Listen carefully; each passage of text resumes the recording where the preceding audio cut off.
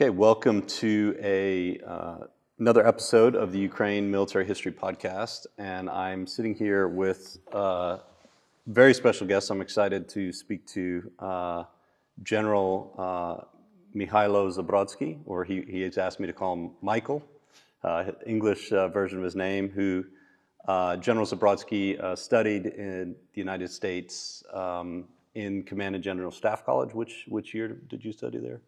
26, 27. 2006 to 2007, when General Petraeus was actually there as the commander of Fort Leavenworth, rewriting U.S. Army doctrine in the middle of the Iraq War.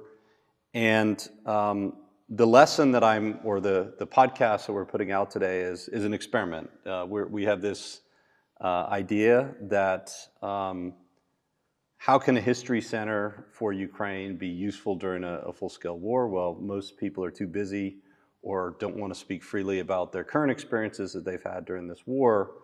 But actually, so I was thinking about waiting to launch this podcast until after the war when more people were able to speak, but got a strange request or an interesting request from a Ukrainian Army Brigade asking if they could help them study military history. And they'd done a bunch of research, and they said, hey, we think that this is a great way for our staff to think creatively about the challenges we're facing on the battlefield against Russia. And they said, we've studied all the military history programs out there, and we think West Point is the best. Well, I happen to be an assistant professor of history at West Point and studied there in the history department, where they famously said much of the history we teach was made by the people that we taught, right? So I offered to put this lesson together, to put it out there to this brigade or any brigade out there that would like to study military history to help them think through the problems, the challenges they're facing on the battlefield.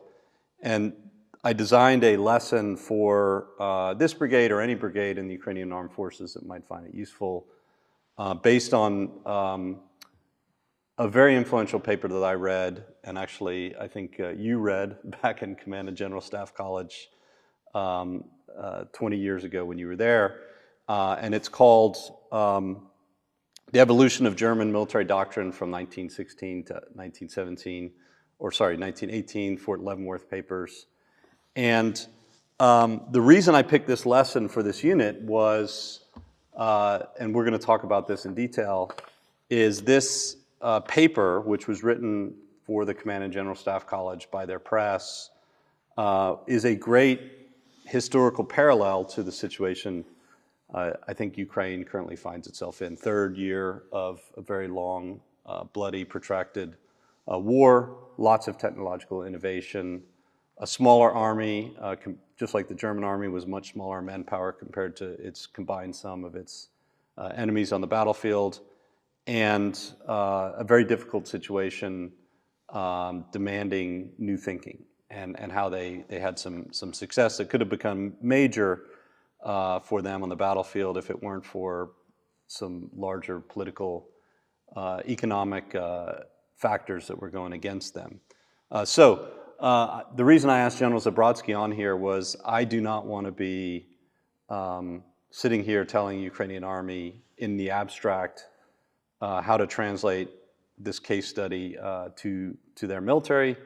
I found General Zabrodskiy because I read some articles about him and his background as a Command and General Staff College graduate in the United States, and someone who is an avid historian. Read, I think, someone I can talk to on a level of, he's read a lot of things I haven't read, and I think vice versa. I've read a few things that I'm going to share with him.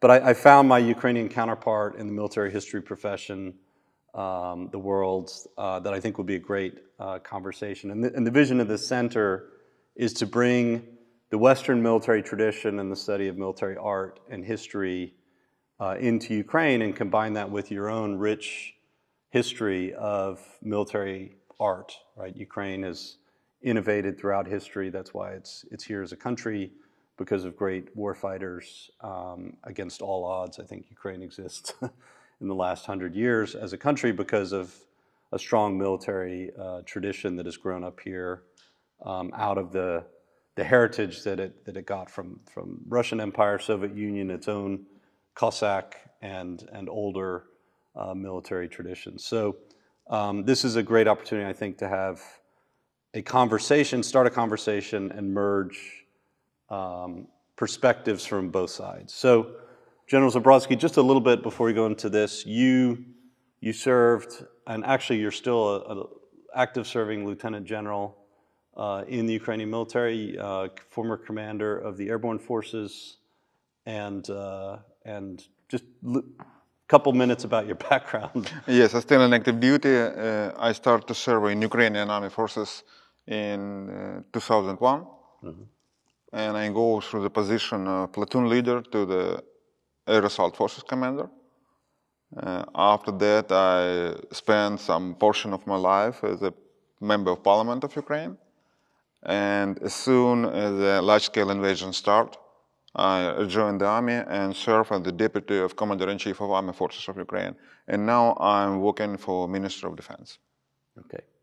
So you've got a lot of experience all the way from the tactical level on the battlefield in the early years of the war, all the way up to building the airborne forces from, I think you were the first commander of Ukraine's airborne forces? Like you stood up that part of the forces? Historically true. We should say I was not the first, definitely. Enough people was before me, but probably I will the first one who was a commander of air assault forces in their new vision and new modification. Yeah.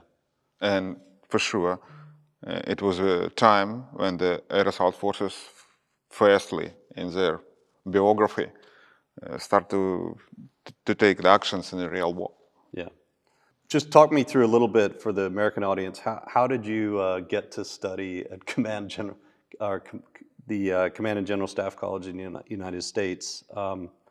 And what was that experience like for you as someone who grew up? I mean, I think you were educated. You actually went to military academy in St. Petersburg, and then you went through the Ukrainian military system. Talk about how you got selected to go teach at study at Command and General Staff College, and what that experience was like for you. Probably I should say it was accidentally, but it was not accidentally. I was a really lucky man. It was already many years ago. We had a special selection procedure, and somehow, even I don't know how, even now, I was like a #1 candidate. Did you actively apply, or did they just say, hey, we're going to put you in this process? No, the special people, the special department at that time in the Land Forces Command, they make like a selection of the people, and I was a young enough major at that time. And absolutely unexpectedly for me, I got the invitation, okay, would you like? I say yes, but I had no idea what I say in that time. And after that, they direct us to the special language course in Lockland Air Force Base in Texas. Yeah. And after that, like a follow-on course, it was the CJC. Yeah. And when you were an officer before that, how extensive was your study of military history? Were you all already interested in military history as an academic, professional study project, or was this something that you picked up at the Fort Leavenworth? I do not remember exactly the duration, of course. And by the way, we had a few historical courses. The first one, probably the most significant one, is the United States Civil War. Other one, like a general military history. And a special historical course about the Pacific War during the World War II. And a special historical course about the war in Europe. In frame of World War II. The biggest expression was, I was very surprised because it was definitely not like a Soviet or post-Soviet military school. That any historical event, any actions, any decision, we try to consider at the part of big military decision-making process. And immediately, as we get any information or read any article or read any book about some events, some actions, we establish a direct connection to the current situation. And that time it was the time of Iraq war. Actually, the war itself already finished, but the operation in Iraq was in progress at that time. And any historical fact, any historical person, any historical situation, we try to immediately project it on the current environment. Did you find that helpful? I find it unusual, first of all. And for sure, I find it helpful, but not at that time. It came later. Yeah. So the paper we're going to go, actually there's two papers that I've laid out in this lesson. And what I'm trying to do here is if a military history brigade wants to, or if a military brigade in active duty wants to study military history, first of all, please do reach out if you'd like to speak to myself and or General Zabrodskiy and say, here's how to learn with military history. But the format we used at West Point, and I'm going to go through here, is before every lesson, every student was expected to read quite a bit. And I think you had this at Command and General Staff College, the same thing. You're expected to show up and having read the lesson. So we've translated these two articles we're talking about here into Ukrainian. And we've got the original English sources. And General Zabrodskiy is very kind to help me with the translation because there's very specialized military historical translation that was needed. And I'm going to start actually with the end, and then we're going to work our way back to the beginning of a 25-year doctrinal revolution that emerged in the German army. So in 2004, when I was actually I was studying probably right before you went to Command and General Staff College as a young captain, I was observing the Iraq War as someone who was about to deploy there. The high-intensity combat operations had just finished. It had gone well. It was a 3.5 week operation. The regime fell. But what was not going well was the post-war period where we were trying to secure the country, and that's where a lot of Ukrainian soldiers ended up deploying as part of the Iraq stability force there afterwards. And when I was in Army Captain's Career Course at Fort Knox, I was trying to give critiques of the course that, hey, we need to update the way we're teaching our doctrine, because our doctrine, we're still fighting the Soviet army from 1980s, and we haven't updated our course at all to think about the modern operating context. And this article was an article I wrote, which ended up being an article for that class. It was a paper, and it got turned into a Armor magazine article, which did pretty well. It was a cover magazine article. And this is a professional journal where officers wrote to other officers and started debates among each other. And it was about the German invasion of France in 1940. And before World War II, we like to look back on World War II and we see that, okay, well, France fell in 6 weeks, but that was not the expected outcome. France had, I think, almost twice as many tanks as the German army. They had, by many respects, the British and the French had more modern air force. The Germans were actually outnumbered by a factor of about 2 to 1 on the Western Front before the invasion of France.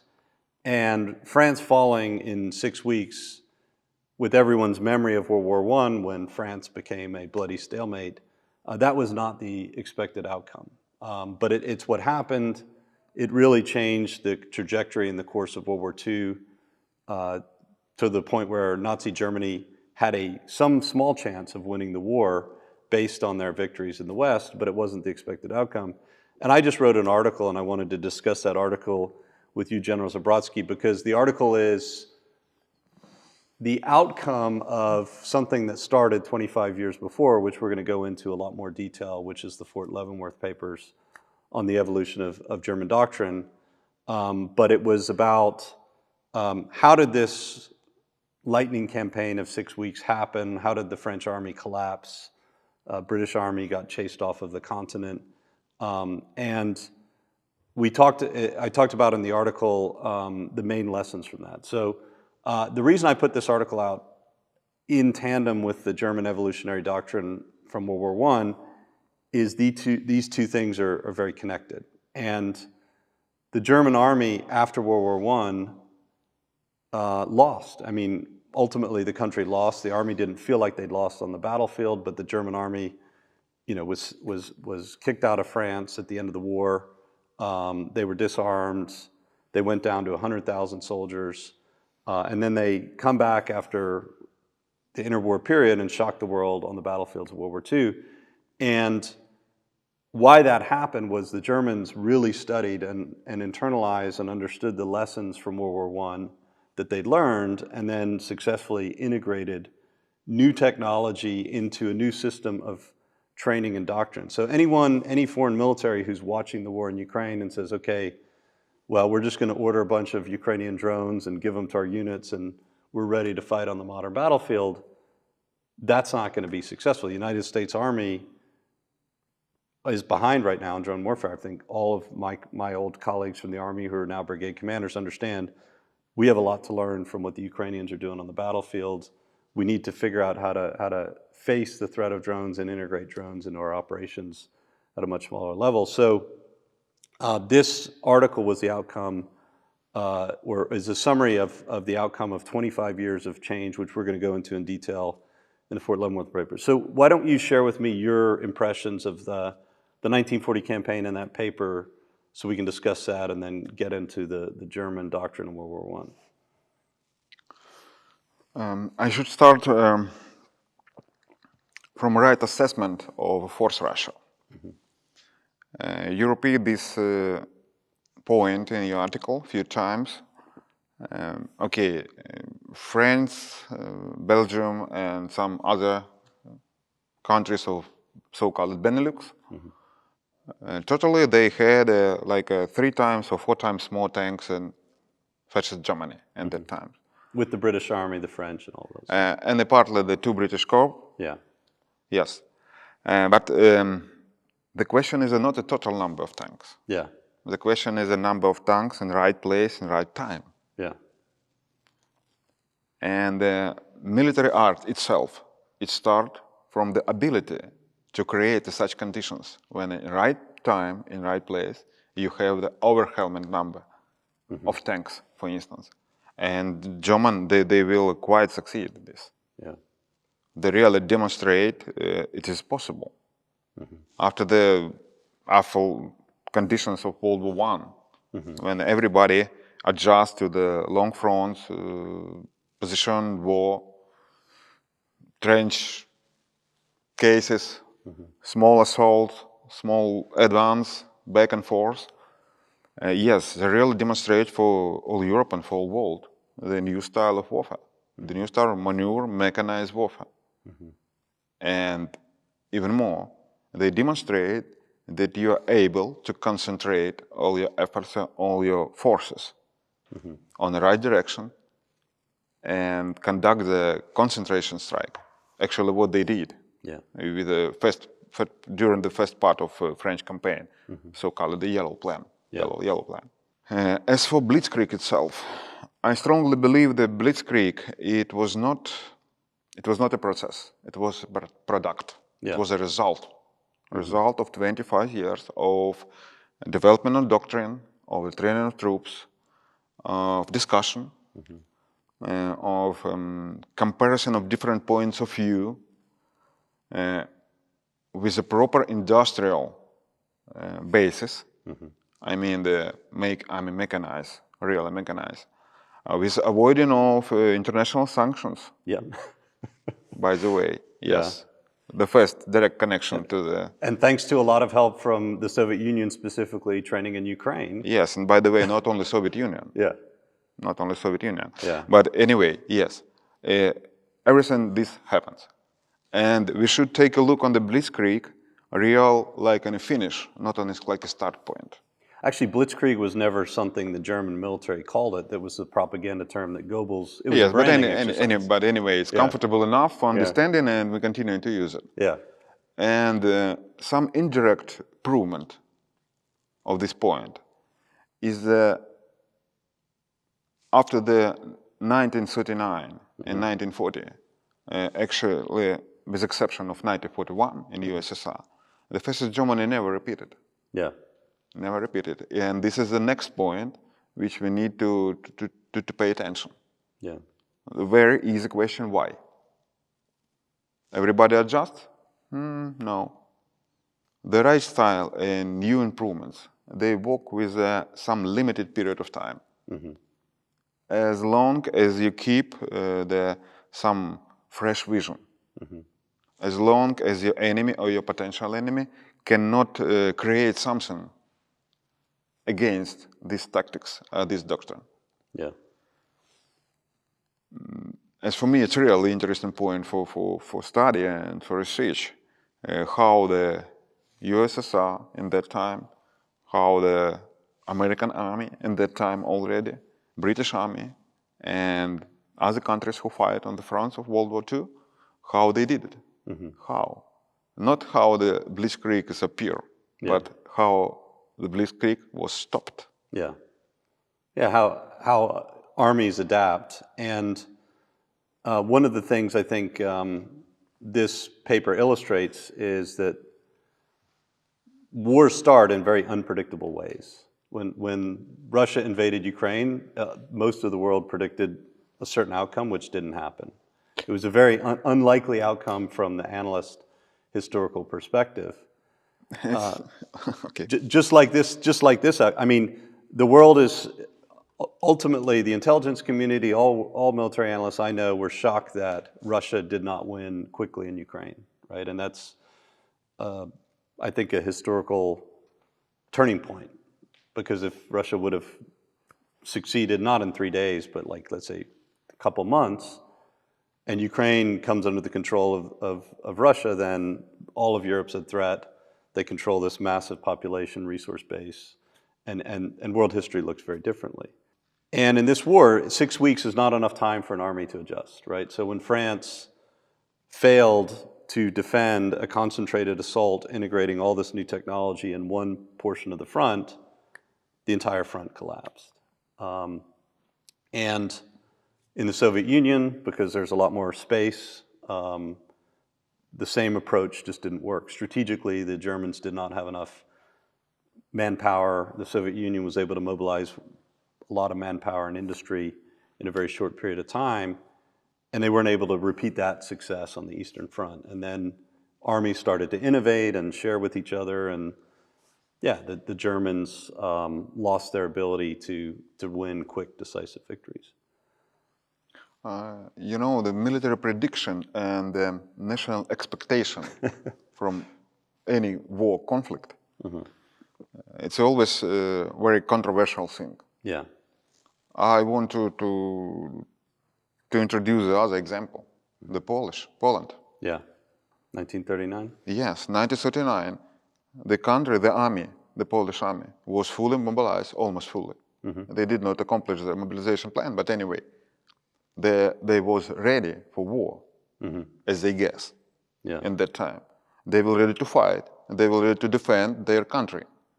And he had pretty enough the combat spirit, and willing to fight. And they fought hard, and they inflicted a lot of casualties. Yeah, they knew enemy. Yeah. They had almost one-to-one force Russia with the fascist German army, with the Wehrmacht in that time. Yeah. But 2 weeks. Well, part of that was when the Soviet Union came in on the other side. That didn't help. But it was not decisive. Yeah. It was not. It was a painful. Yeah. It's like a It made it strike quicker. on your back. But anyway, it was not decisive. Yeah. And everybody recognizes it now. Yeah. And the other situation, the Soviet Union. Now, you know, the people, when we try to find the easy explanation of complicated things. Oh, Germans was not precise in their calculations how many tanks and people they need to go to Volga or something like that. But let's go and let me make one step back. Everybody hear about the Barbarossa plan. Yeah. But in fact, Barbarossa plan was accomplished. Yeah. Nobody want to recognize it even now, especially in Russia, because for there the World War II, or as they say, Great Patriotic War, it's only victories, victories, and victories, success, success, and success. But in fact, the Barbarossa plan was accomplished. And the question is, who was wrong? German general staff? No. Maybe something else. Maybe some other factors. Maybe. But let's go back to Blitzkrieg. Yeah. In that time, and even now, if we are past 80 years, we are talking about the Blitzkrieg. The impression of this really flash war, fast war, so high that past next 50 or 60 years, any war, it looks like an attempt to repeat the Blitzkrieg. American Army tried it twice. American Army tries at least twice officially, but unofficially much more. Yeah. Well, we were successful twice in Iraq, first and second time with the fast war, but not in Korea and Vietnam. Even Russia. Yeah. Even Russia. Yeah. Invasion in Georgia, 28. Yeah. It's a small model of Blitzkrieg. And what they thought would happen in Kiev. A large-scale invasion to Ukraine in the spring 2022. Yeah. It's a next attempt, just repeat the Blitzkrieg on new technological level. Country collapses and... Yeah. Yes. It's, I touch these examples in order to demonstrate that nevertheless, more than 80 years already gone. Yeah. It still touch the imagination. It still touch the military ideas. It still touch the military doctrine. And everybody wants to be at least such successful as the Wehrmacht did in 1940. Yeah, Soviets actually did it in Hungary. They did it in Prague. They did it in Afghanistan. And a lot of people actually look back at Afghanistan and say that was actually the same model they wanted to apply. Or Putin was watching, American soldiers raise a flag in Baghdad after 3.5 weeks saying, well, we could easily do that. I mean, by the way, if we touch the Soviets, again, I know at least one historical example when the Soviet Blitzkrieg was successful. Yeah. It's in 1945, Manchuria. Yeah. Like 2 weeks. It was actually, a lot of historians argue that was a decisive factor in getting Japan out of the war. Much more so than the atomic. Somebody guess it's something which the Soviet Union going to do in 1941. But the fascist Germany just make a strike fast. Yeah. Yeah, and in 1940, and we talk about kind of the myth and reality of it, first of all, the Germans had, in a lot of ways, definitely quantitatively less armor, and a lot of the tanks were older. They were tanks that they'd captured in Czechoslovakia. They had very small, these were the Mark III, Mark IV tanks compared to much bigger British and American tanks. But what the Germans had done is they'd put radios on every single tank. And they'd enabled communication. Rather than making tanks mobile pillboxes supporting the infantry, they created their own organization around new technology and concentrated the small amount of armor that they had in one area of the front line. Let's talk a little bit about mission command and pushing down initiative to the lowest level. You've been in the Ukrainian military for a long time. There's Soviet command and control tradition. Then you have the German tradition, which is, they call it Auftragstaktik, which is mission tactics. American Army has adopted that as its own, style of, and you've learned that at Command and General Staff College. How important do you think that was in this case study, and how important do you think that is right now? I cannot agree with you that it was a real German officer corps tradition. I guess it was not. You write a lot and absolutely right things about the push and pass the initiative and responsibility down for a few levels of command, but I cannot imagine any initiative in the army of, for instance, Friedrich the Great. Yeah. No, this was a 100 years before World War I. no, this was a new innovation in the German military. It wasn't a long tradition. If we consider the innovation something like a thing which was born because of declaration or because of order, yes. But I believe it was not an innovation, it was just a situational response of what happens. Yeah. And it was an absolutely logical response of the situation with manpower in the army. Remember, like Ludendorff described the officer corps and the middle and junior commander's level. It was a lot of officers from the reserve. Yeah. It was a lot of young officers. It was a lot of officers which were sergeants a couple months before. Yeah. It's absolutely the same situation as Ukrainian army forces now. Yeah. And the people, they bring on this level of command their own understanding what they should do or what they should not do. And what is the frame of their independence in decision, in actions, and in responsibility. I don't want to say it happens just because it happens. Yeah.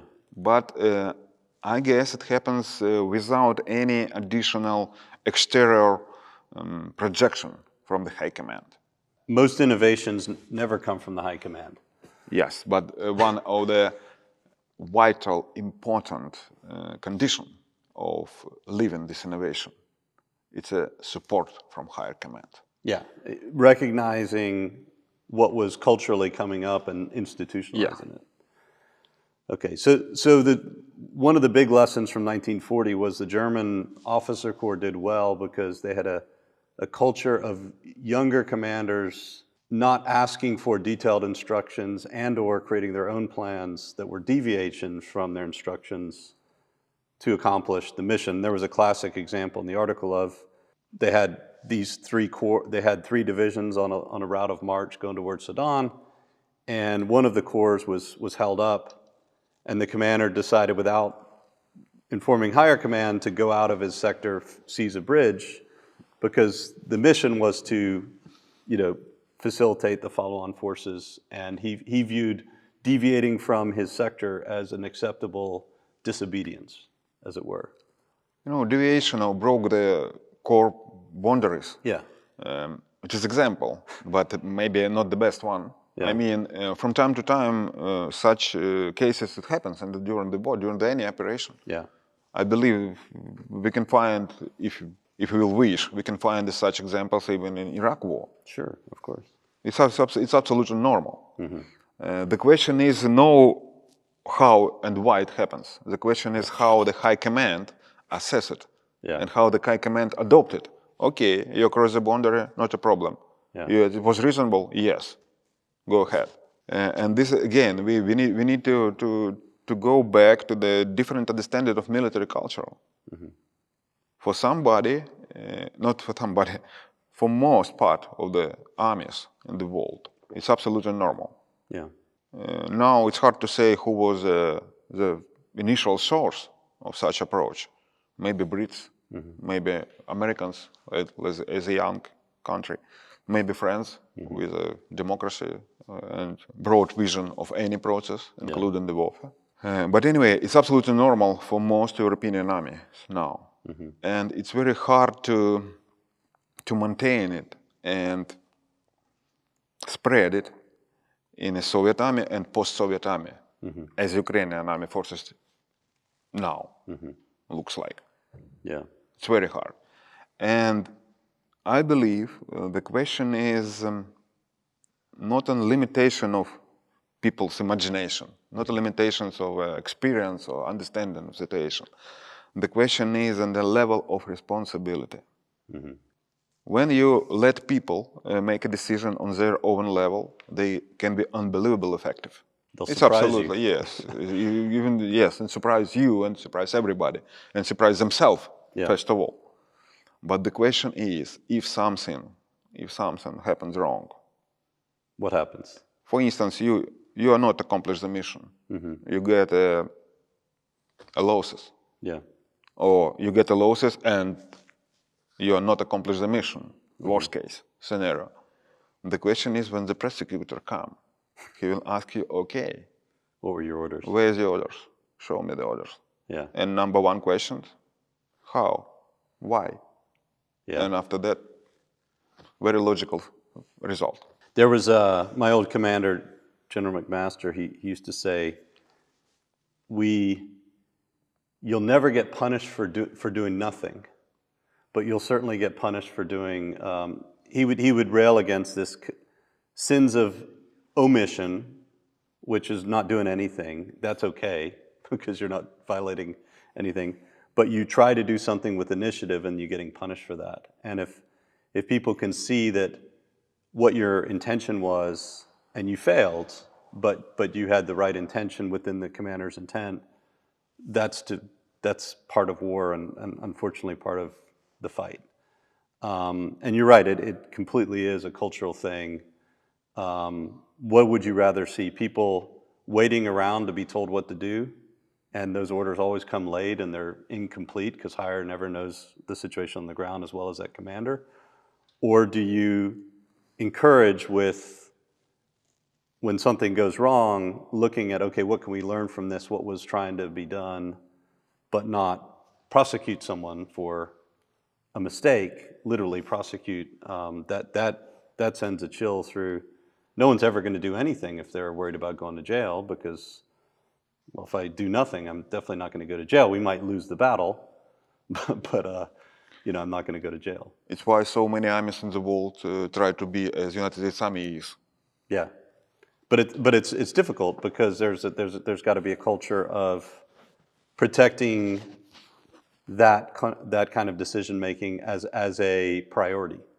It's something that this is a cultural priority for this army, which is we protect people who step up and try to make decisions without being told what to do based on the commander's intent. I know clear that it is a product of decades and centuries. It is not something you can just push by directive or order. Yeah. Okay, let's do it by this way. Yeah. No, you need to create it. You need to let it grow up. You need people to understand deeply in their brain, in their heart, why they should do in this way. So, General, the discussion of Sedan and World War II and this popular historical branded term of blitzkrieg was really a prelude to the main lesson here, which is such spectacular successes. I'm an overnight success, 10 years in the making, as people like to say in business. When someone all of a sudden becomes really famous or successful, people almost always look past or ignore all the preparation it took to get there. And this German spectacular success, which has captured the imagination of every country that's gone to war since, from American to Russian military, was 25 years, really 25 years in the making. And the case study that we've translated into Ukrainian, thanks to your great help, translation was the evolution of German military doctrine from 1916 to 1918. It was a classic case study written by Fort Leavenworth Press, something that you actually had a copy of it when I sent to you. You had a copy of it on your desk, so you'd obviously read it in the past. And we chose this because it's a very practical way to use history to find something that's very similar to what Ukrainian military is going through right now.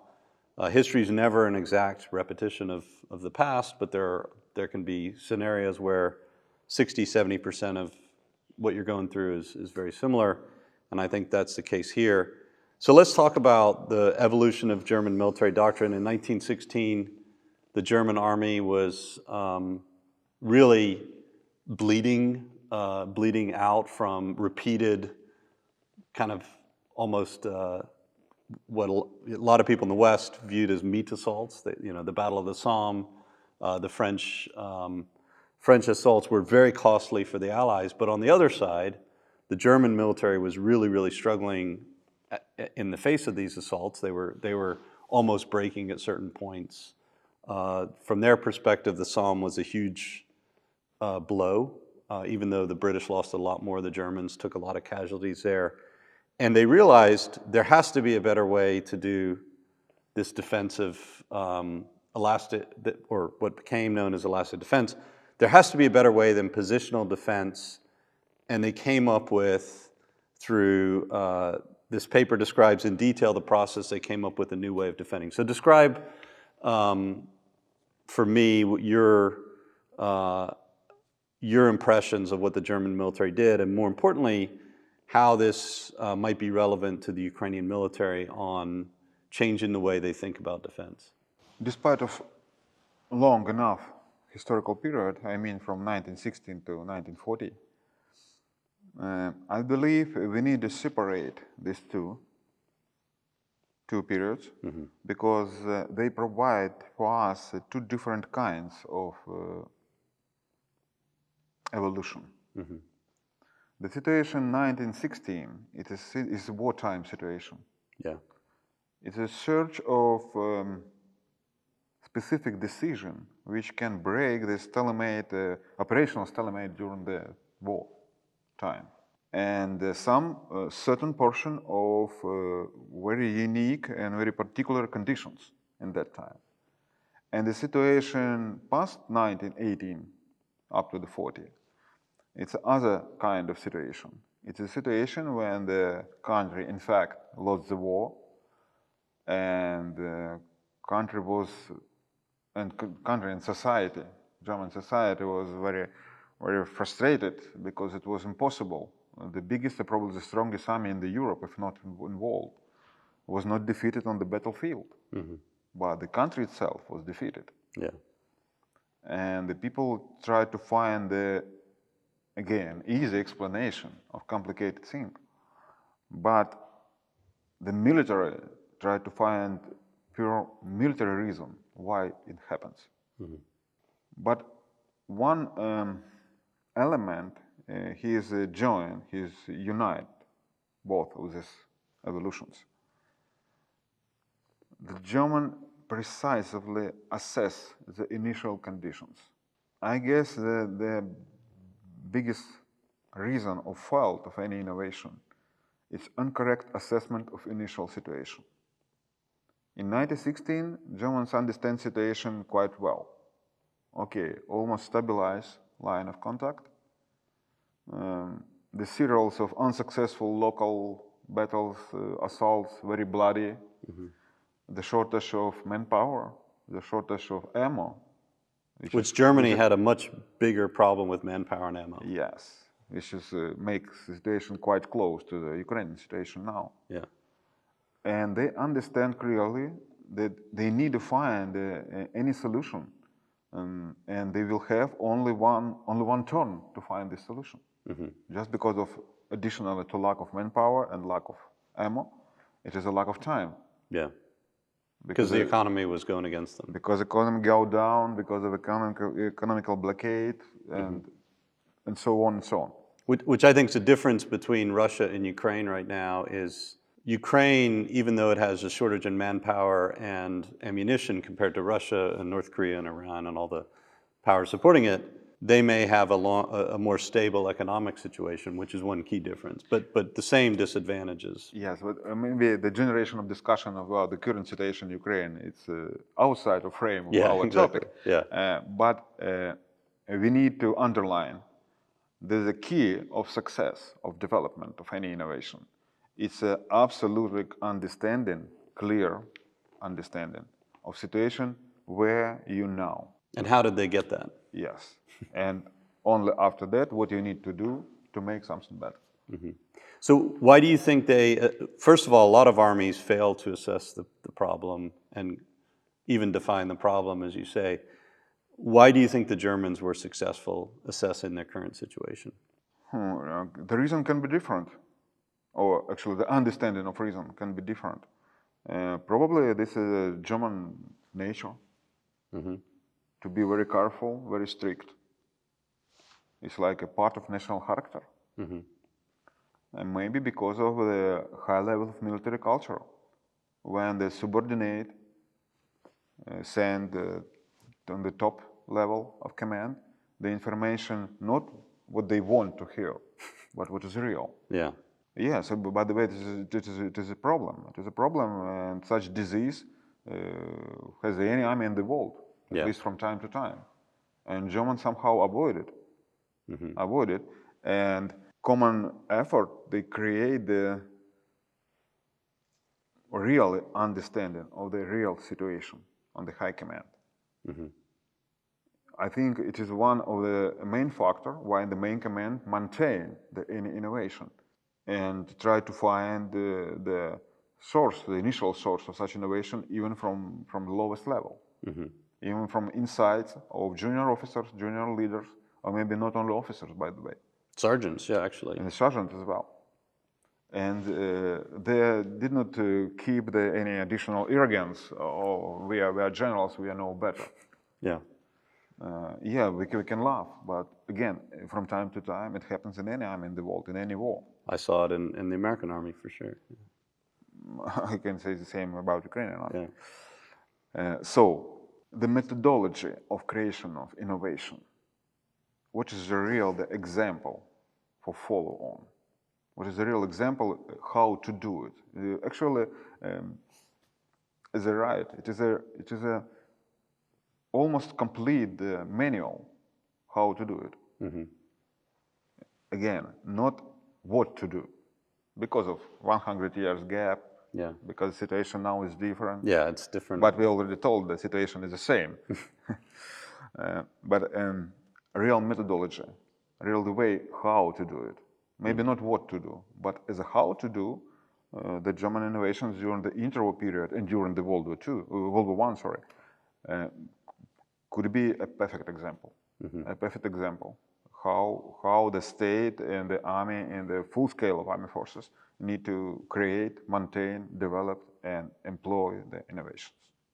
And I think this is very important for Ukraine right now as we're recording. It's early or May of 2025. There's talk of some kind of cessation of hostilities, ceasefire potentially, leading to maybe just an armistice or peace, which means we're going into an interwar period, as I like to say. Every war in history follows a war before it.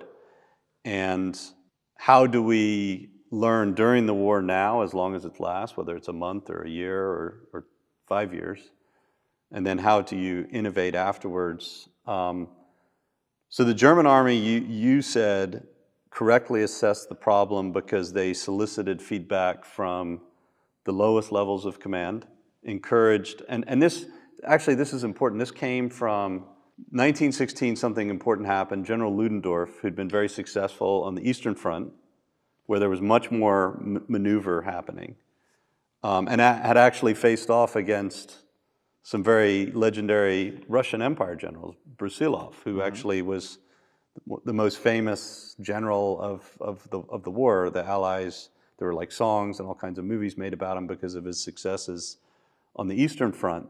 They learned fighting a different style that wasn't as positional in the East. He came to the Western Front as a new commander of the Western Front, and encouraged, or his staff, and he encouraged and didn't shoot down ideas just because it was a sergeant or a captain submitted. I'm not going to criticize General Brusilov actions during the World War I, but yes, I agree. Probably it's one of the most remarkable examples of operational art and unusual approach how to conduct the offensive on the broad front. But the historical fact is the Brusilov's breakthrough was a real tactical success.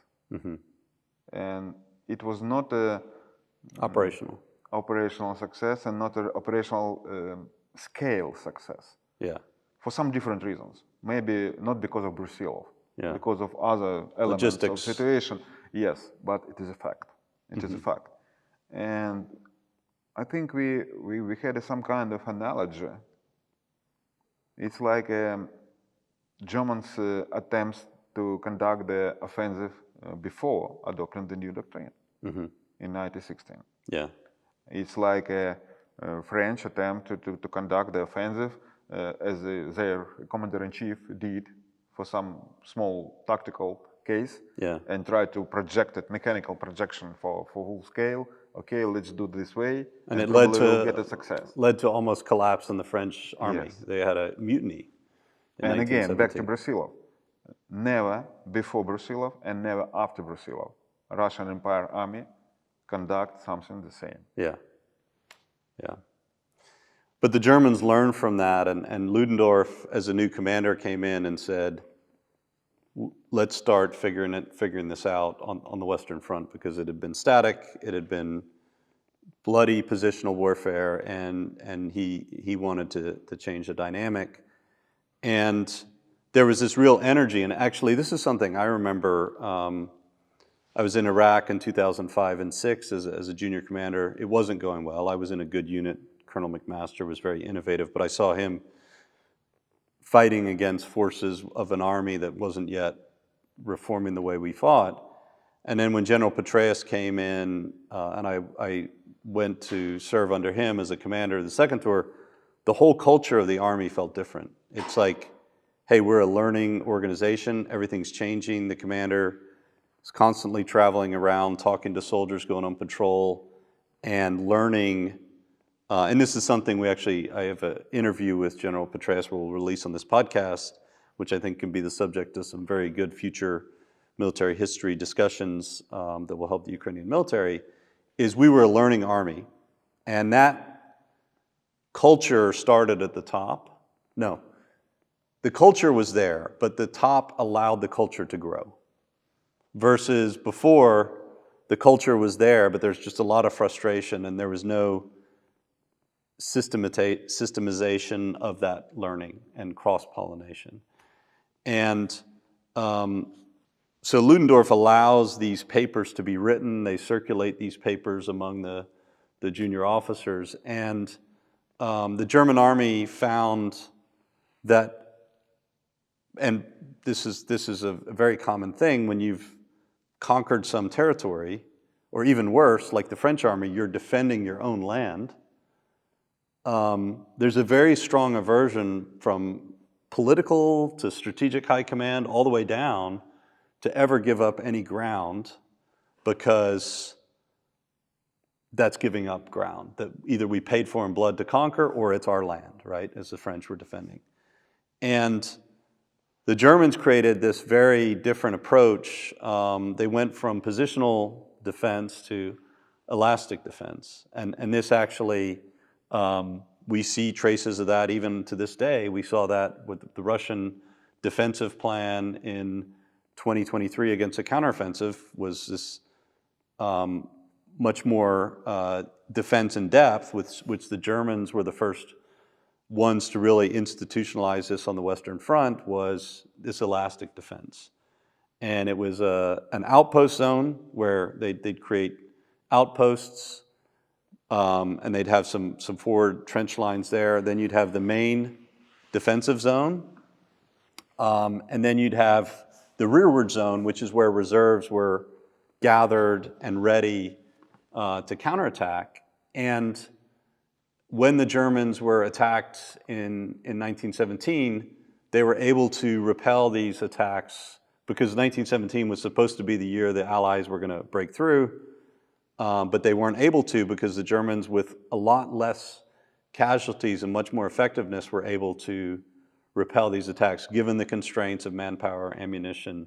So talk about your impressions of that doctrine and the shift, and what effect that had on the German military.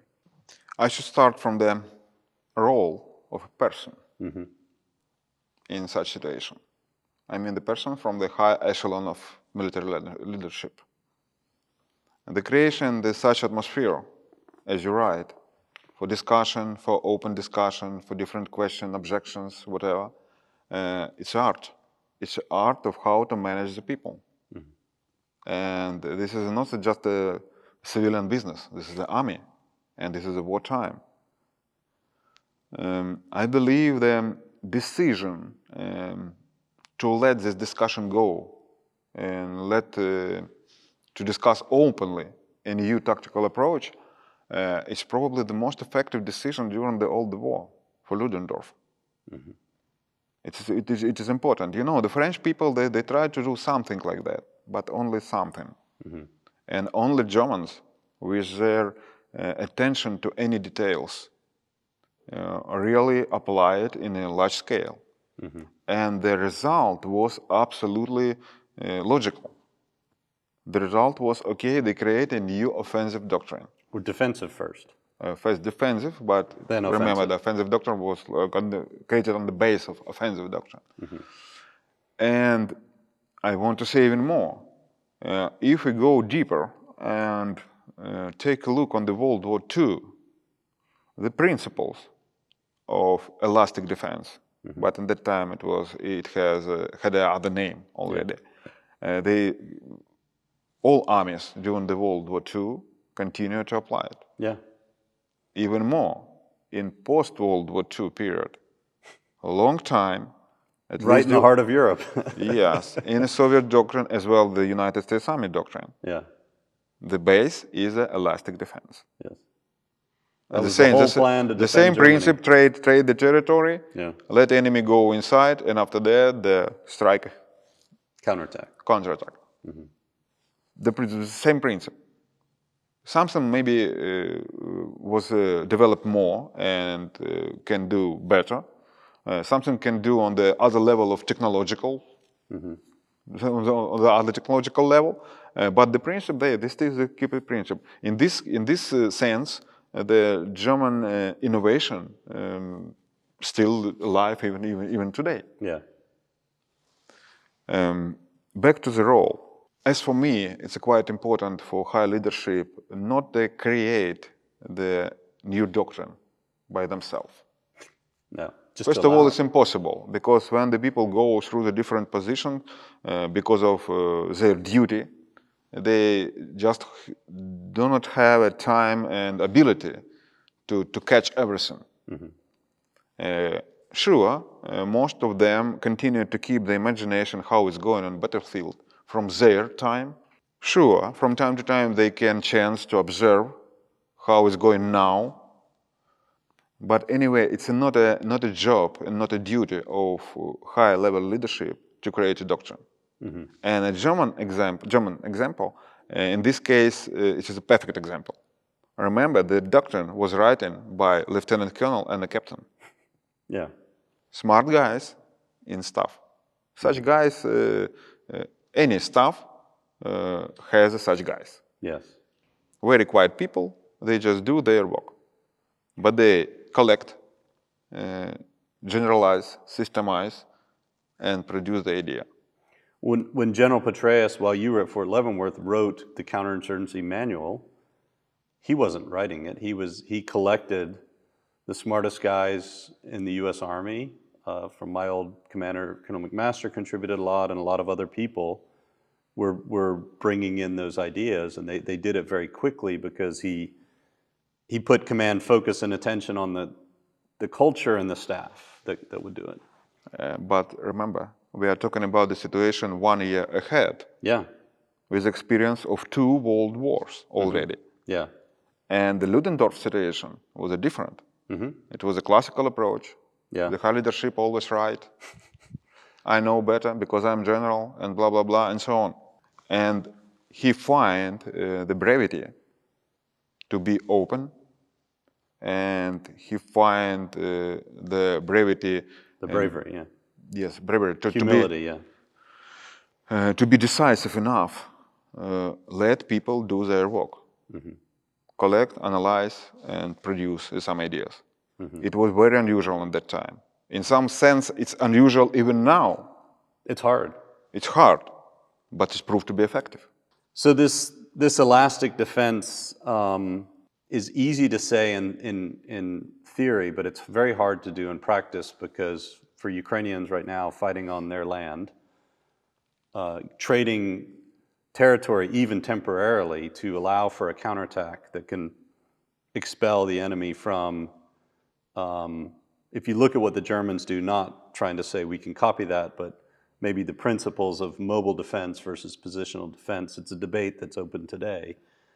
With unmanned systems and drones, there's a very different environment, but there's an ability to potentially mass forces for counterattacks in different ways. And this is something I think is a debate that Ukrainian military internally should be having. Are we a positional defense doctrine, or are we elastic defense? And what are the implications of that for the front line and territory that is very hard to give up? Even 24 hours, you take it back. If the way the Germans did it, they massed a lot more forces for counterattacks. They created forces for counterattacks and reserves that were able to stop any breakthroughs by having temporary trading of territory for the ability to destroy the enemy on that ground.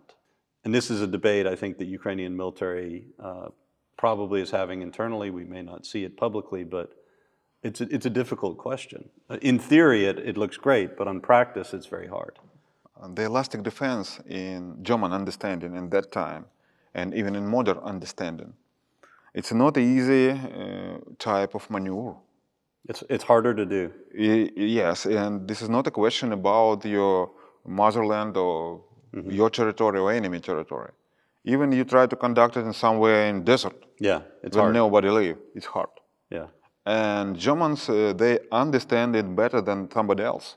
yeah, And they, remember, they take a time, they organize the training center, they organize the study of new doctrine for officers of all ranks, because it's a key of success. If leader will not understand the doctrine, you should not expect any effective actions from the soldiers. yeah, Yes, they understand that it's not enough to create a doctrine. The most important to apply the doctrine. yeah, And it's verifiable to apply effective. yeah, In sense of do not make the doctrine wrong, Yeah. just because an ineffective employment. yeah, They understand it clear, and they put a lot of effort in sense of to be successful, in sense of training, study, and so on and so on. As for philosophic question, whether or not you should iterate the territory, yes, it is a painful question for any conflict and any war. I try to think as a military professional. For sure, the pure combat visibility should be a #1 factor. Because if you try to catch and build defense for any wood area, any hate in any village, you can very easily go the situation as the French army had more than 100 years ago. If you will continue, take a look back and think, okay, what is the mass media will say about this village, why I lost this village, blah, blah, blah. I understand this is painful, this is uncomfortable, and this should make me angry. But it should not stop me from making the effective military decision. And again, we need to go to military culture. It is a part of military culture, and it's impossible to create just in one moment. And if you're debating the wisdom of practicing and training for and implementing elastic defense versus positional, elastic defense is harder. It's a higher level of warfare. It takes a lot more training, because the heart of an elastic defense is you're going to have less forces on the line of contact. You're going to have more potentially reconnaissance out, more outposts, maybe unmanned systems, and you're going to save your forces, your highest skilled forces, which now might be your people itself versus unmanned systems maybe forward. But those forces are going to be held back, but they have to be much better trained. They have to be effective at counterattacking, because if you lose that forward line, but then you're immediately able to destroy the enemy force and counterattack, then you've actually destroyed more enemy, lost less of your own forces, and still held the territory. And the Germans made that conscious decision, we're going to go through the pain of training, and training and reforming an army in peacetime is difficult. In wartime, it's even more difficult. And a lot of people say, well, we'll do that after the war. But you got to win the war first, and to win the war, you have to be able to do the hard things, which is reforming under fire. And I think this case study is a perfect example of it's been done before. And if there's a debate in the Ukrainian military about which way to go, the other benefit to the elastic defense was, what's the benefit of learning how to counterattack in the defense? It led to the next part of the innovation, which was creating new offensive doctrine. It's very common meaning, very common opinion, when the people build the direct communication between the effective German elastic defense and effective German offensive doctrine. Mm-hmm. But again, if you take a look on some specific details, the Germans create the offensive doctrine on a basis of French people will try to build defense on the elastic principle. Mm-hmm. And actually, initially, they did not. Yeah. So I touch this question because from time to time people understand that their image of situation is only one which is correct. Yeah. But in fact, in real life, it was not always. It's just from time to time. And again, as soon as the French people, actually French and Brits, try to replicate something like elastic defense, they were successful. Mm-hmm. And they stopped the German advance. Yeah. In this case, we got like, actually they got, like a tactical stalemate, but on a new level. Yeah. And I believe 1 year, maybe a few months, and German potentially they could find a new solution. It's like a non-stop process. Yeah. Back to the sources and back to the mythology. We are going to talk about the mythology, how to create it.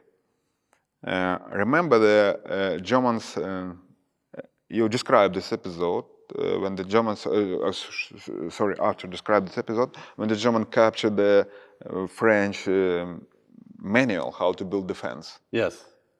And the French never used it. Yes, French never used it, but they studied carefully. Yeah. Because it's again this example, they understand if the manual exists, somebody follow the manual. That's what the Germans thought. Yes, what the Germans thought, and yes. And their offensive tactics and their offensive way how to operate had a basis on this manual. Yes. Include this manual. Again, it's one of the examples when in the war, the image of the war and reality of the war, it's from time to time completely different pictures. Yeah. But as a source of new doctrine, the analyzing and understanding of enemies' points of view, quite important. Quite important. It's why so many attention usually armies keep to the how to study the captured documents, how to study the new thoughts, and how to study the topics of discussions. I mean, in open. Mm-hmm. In open space discussions, yeah. What to do, what we should do, and so on and so on. And again, it makes the situation close to the modern situation in Ukraine. Mm-hmm. A lot of talking now about the drones, new tactics, new possible solutions, include the technological solutions and possible tactical solutions. And I believe in Moscow, they watch it very carefully. Mm-hmm. First of all, because they have the same situation. Yeah. And from time to time you can find something more effective in your enemy. And for sure, they are quite interested about what is the main ideas now circulate in Ukrainian and European military society. Mm-hmm. And the German army figured out one of the ways and 1918 is a very interesting year because the Soviet Union, which had just come into existence, basically almost surrendered. Ukraine became independent as part of that under the protection of German, and then became an occupation of German and Austrian forces. And that freed up a bunch of forces to go to the Western Front under Ludendorff, who said, okay, we have this one last chance to roll the dice, the iron dice of war, and create a breakthrough before the Americans come over here in mass. And this was the first time in 4 years the front basically moved at an operationally significant level. German military created some quite substantial breakthroughs, but they were never able to turn them into that big. There were some minor operational breakthroughs that the front really started to move. But what the Germans figured out was, and this is when tanks had come in, tanks had already been brought onto the battlefield. The Germans had faced tanks, they knew about tanks, but they didn't have the industrial capacity, or they didn't make the decision to make tanks for whatever reason. Tanks did not ever see any wide-scale adoption on the German side. The British side and the American side, it was different. But what the Germans figured out in the, and this is building on their defensive counterattacking doctrine, was they figured out, well, we've been sitting in the same position for 4 years, but now we're learning how to counterattack, so we're starting to learn how to run again. And they're building these muscles of how do you assault and do fire and maneuver again, which is part of the defense. So that gave them this ability to exercise their offensive muscles. And then they captured this French document, studied it. The French never studied this document, but the Germans did. And they said, let's go try this new style of fighting, infiltration tactics.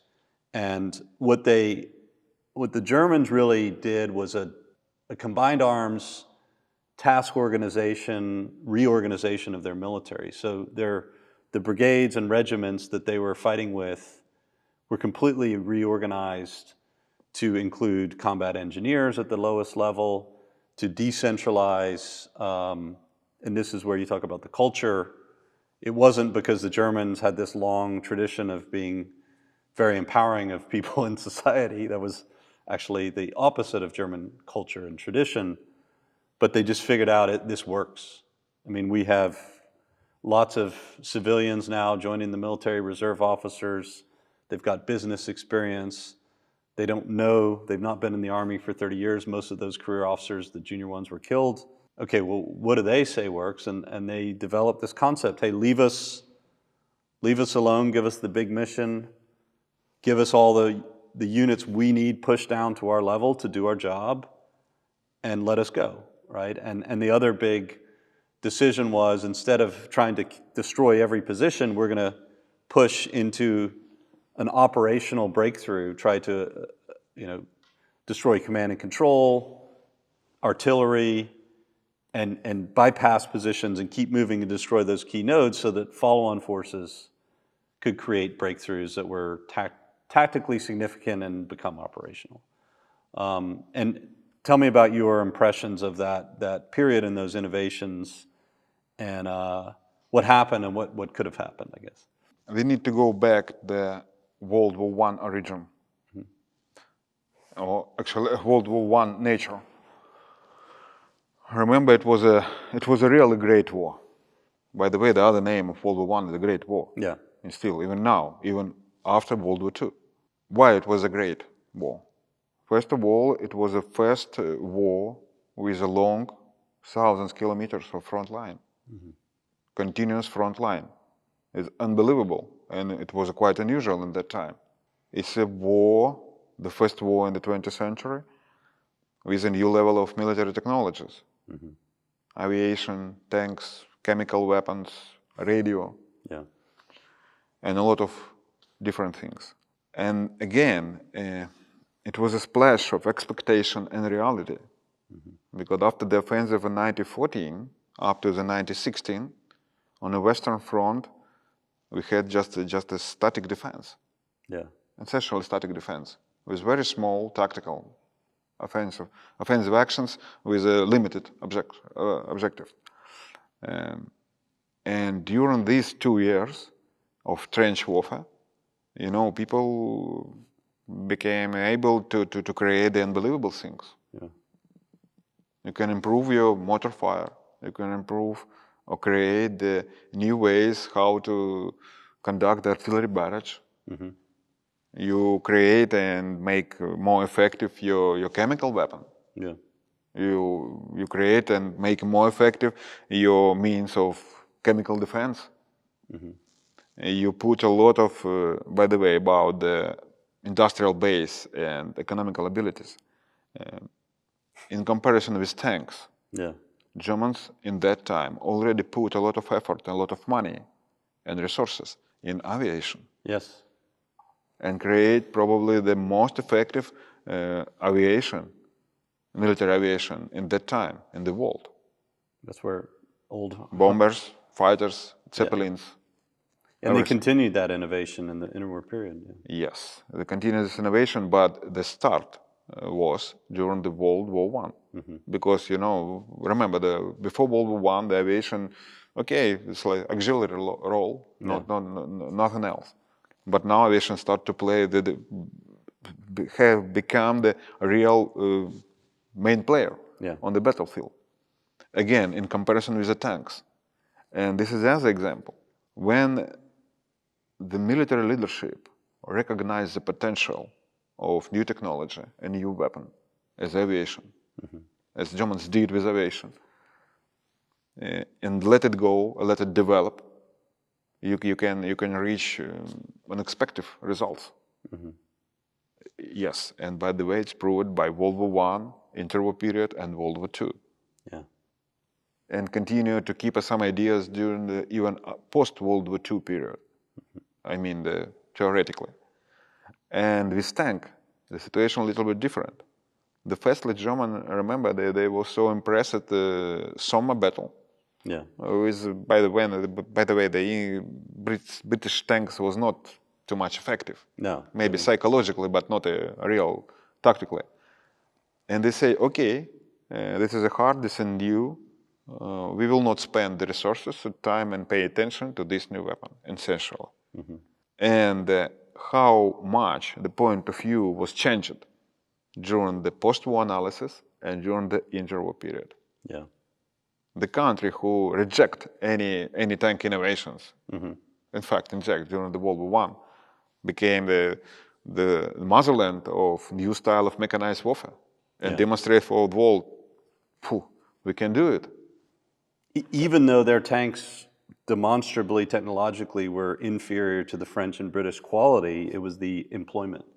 Because the German army didn't start to build the really good tanks like the Tiger, the Panther and the Tiger until later in the war. But what made them successful in 1940 was this new technology laid on top of the innovation on doctrine and mission command and leadership and combined arms. Combining everything into one small tactical unit and then empowering that commander to make decisions within a broad framework. And remember the unbelievable jump ahead in technologies if we are talking about the tanks. Yeah. In 1945, the combat vehicle, which considered as a tank in 1940, was not a tank at all. Yeah. Yeah. And the same situation with aviation and with the Navy. Yeah, you have jets and rockets by the end of World War II. And we see the same thing happening now in the evolution of unmanned systems in Ukraine is the difference between the technology in just a few years. I think the evolution, the vision of the modern weapon system in Ukraine, first of all, it is a part of a common world-scale evolution of such vision. Yeah. 20 years ago, drone was something unique on the battlefield. Yeah. I remember United States Army, yes, a couple drones, maybe 10 drones under the division commander. Yeah, it was like not less than you had to division call commander. God to get a drone in the American Army. It was impressive. Yeah. It was interesting, but it was a very few example and very few pieces introduced during the all army forces. Yeah. Now the drone it is a weapon of platoon leader or maybe squad leader. Yeah. That's a primary weapon. And this is only beginning, believe me. Yeah. We will very surprised past couple years when the drones start to fight without people at all. Yes. Now we are quite close to this line, but very soon we will cross. So, depending on how long this current stage of fighting goes on, I believe that this is why we're doing this paper, and if people in the armed forces find this useful, we're happy to do more of these kind of case studies to use history as a practical tool to help Ukrainian armed forces learn how to fight and win on the battlefield. It is our strong belief, I think we hold collectively, that the army that reforms itself from the bottom up and listens to the lower warfighters, collects that information, makes the hard effort of reforming and training close to the front lines as possible their forces, and then figures out how to mass unmanned systems controlled by operators or even with autonomy or both at the tactical and operational level, who can figure out how to sequence and mass that is going to create the next major breakthrough in this war, if it continues for a while. And if it doesn't, whoever figures that out in an interwar period, the next war may be 6 weeks on one side or the other, because if not 6 hours. It could be very quick, because the first army to figure out, and this is the painful part about a peace that isn't perfect, where you don't feel like you've won, and I don't think Ukraine will feel, if we stop fighting now, that this is a true, complete victory by any stretch. The painful part of it is that feeling that we didn't win, and we're very vulnerable going forward. But the gift in that to a military is what the German army did after World War I. We didn't win, and we're going to study like crazy how to apply this new doctrine, so the next time it happens, God forbid it doesn't, but if it does, it's going to be different. And we're going to never... The worst thing for a military usually is a victory in terms of innovation. I mean, we've seen that time and again throughout history. Victory is not good for innovating and getting ready for the next war. And there's this famous book in American military history called First Battles. And it talks about how the American army is really, really good at losing the first battle of every war because we're protected by 2 oceans, and we typically don't innovate or start innovating or learning until we get into a war, because we don't really need to. Mexico and Canada has never been, despite current conversations, that big of a threat. And that strategic depth that America has makes it lazy a lot of times. And I think because of the post-Cold War period, we've been a little bit better, but still, we're very good at not doing well at the beginning of a war. And then how we finish that war really depends on how quickly we learn as an army. And this is one of the things, I think the American Army has a lot of good case studies that you've studied at Command and General Staff College, the learning in the Pacific campaign, Korean War, Vietnam War.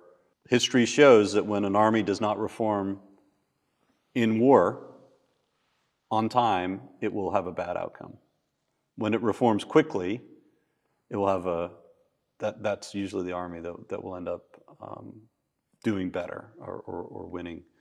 And Ukraine has to, I think, take this military history tradition, that's our goal, and start doing it now. We can't wait until after the war to set up the world's top military history institute. We want to do it now. The Ukraine Military History Institute that will bring Western military tradition and study of it to Ukraine, because Ukraine has its own very rich tradition and heritage from all the way back in Kievan Rus, Cossack times, and its tradition as part of the Russian Empire, it learned different lessons, right? Fighting on different sides. But now that it's firmly part of the West and the European family, it can take the best of both and hopefully create a unique fusion of the two and be successful.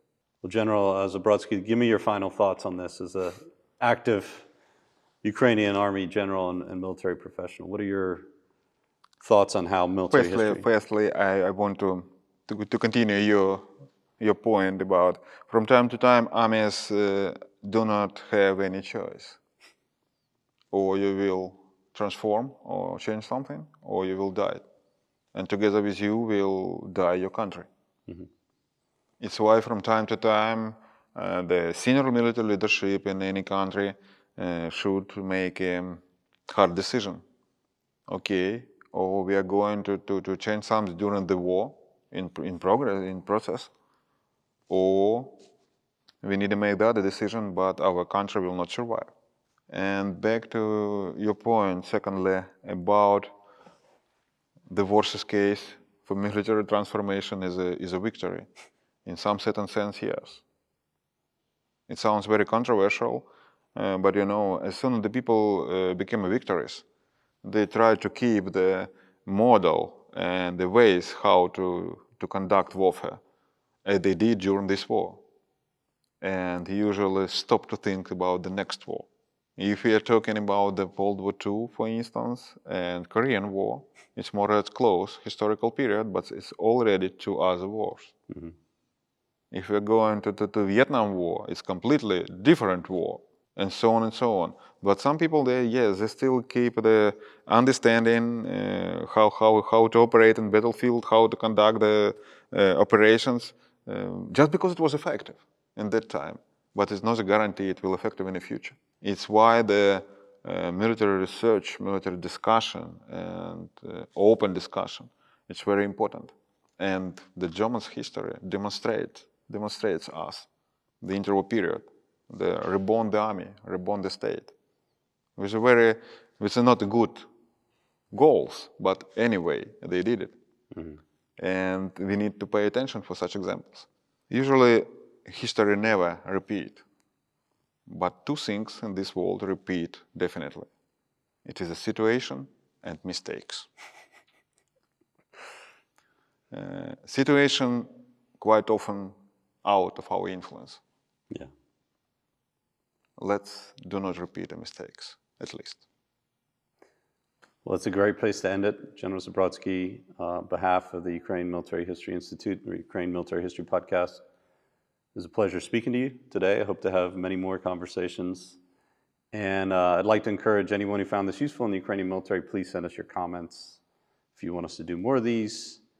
We're also opening up our website. If people have case studies or points that you think will be helpful to the rest of the Ukrainian military, please feel free to send it to us, and we could work with you to try and publish that and start a conversation about how to use this historical case study and other case studies and inform the current situation to come up with the best possible victory we can get for this war, but without becoming complacent, and prepare for whatever comes next.